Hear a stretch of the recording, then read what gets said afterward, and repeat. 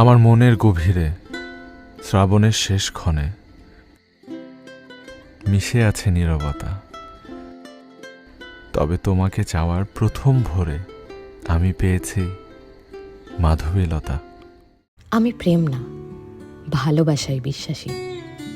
তাই তোর চোখে চোখ পড়লেই মুচকি একটু হাসি। তুই সাথে থাকলে বেশ মজা পায়ে হেঁটে, তুই পাশে থাকলে বেশ লাগে চা খেতে। লাগে না তখন দামি কোনো রেস্টুরেন্ট, তুই থাকলে বিলাসিতা আছে চায়ের ওই দোকানটাতে।